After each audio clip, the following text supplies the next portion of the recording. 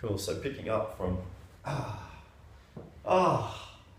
this building of this series that we're doing, becoming aware of all of the parts of the back of the body in contact with the floor, all of the parts of the back of the body that aren't, scanning down through the body, feeling into any areas that feel perhaps more open, more spacious, more comfortable, more relaxed.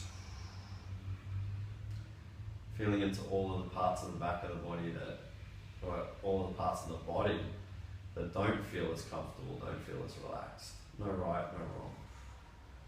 Physically adjusting the alignment of the neck, so we're tucking the chin to the chest, lifting the head. Keep the chin tucked for as long as you can. Place the head back down on the floor and let it go. Boom. Magic. Inhale, lifting the chest, squeezing the shoulder blades together. Exhale, let the chest rest back down. Take a few breaths here. Easy, effortless inhale through the nose. Easy, effortless exhale through the mouth. Whenever you're ready, inhale, float your arm up off the floor just high enough that the length of the arm clears the floor. That's all we're interested in. And pull the shoulder away from the ear. So just the shoulder comes down towards your hip. And like your arm's a beautiful piece of silk cord, you can roll the hand up towards the sky and then just drape it.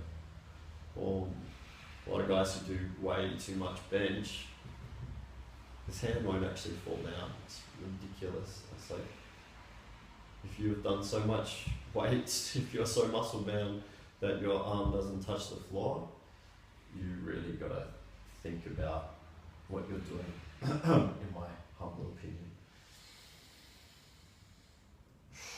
Feel the difference between the arm that you've just adjusted and the other one, and then just adjust the other. Inhale, float the arm up, stretch the shoulder away. Like your arm is a piece of rope, drape it down, let it go, boom. And in the second part today as well, that's a small adjustment. Feet come up, so that the feet can be flat on the floor, knees pointing up towards the sky. And then we're going to adjust the lower back. So just lightly press down through the feet to float the hips up off the floor. Give them a little wiggle just to help that lumbar alignment. And then tuck the tailbone. And not lift, but tuck. So we're rounding out the lower back so we can roll back down through one vertebrae at a time until the full weight of the hips comes into the floor. Then the full weight of the hips is in the floor, we let one leg at a time slide out to straight. Boom, boom.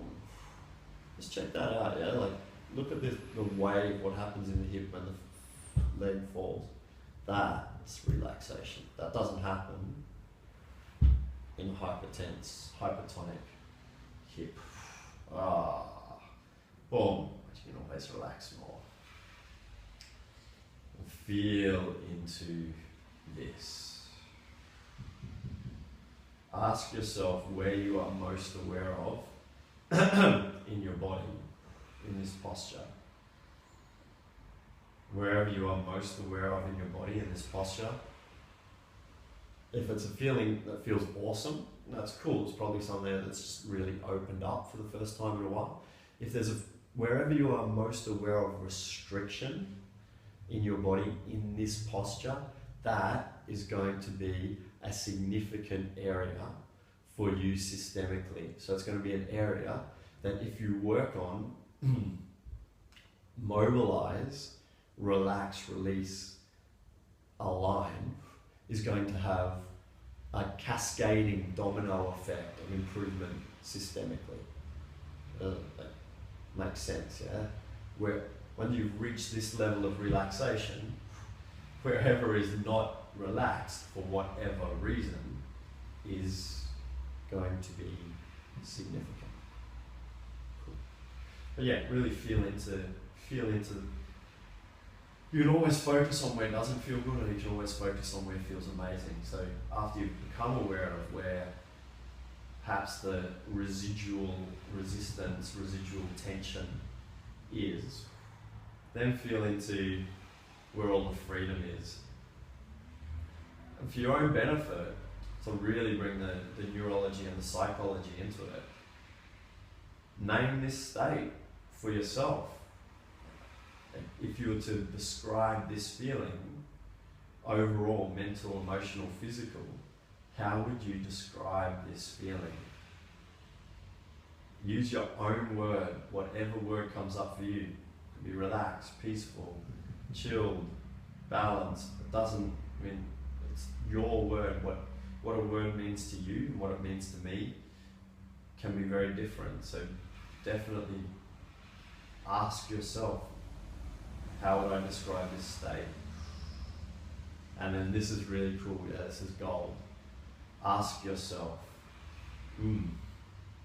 would I be willing to allow myself to experience this feeling more and more often, deeper and deeper, and for longer and longer periods of time, and let that answer resonate through you? If your body does not feel better after that sequence than it did before, if you do not get, you don't get benefit from doing that at least once a day, and especially adding consistency into that, I would be very, very surprised. And try it. Feel how you feel what happens to your thinking, feel what happens to the balancing truly of your physiology, your psychology, your neurology. There is no difference between them. And see how much more energy, capacity, creativity, how much faster you recover, how much deeper your relationships, everything will be improved by this. Consistency will really amplify that. So doing it at least once a day, but it works, man. So doing it twice a day, taking literally like 8 minutes out of your day to do this in the morning and do this in the night, boom. Yeah, try it. That's the acid test. It works for you or it doesn't.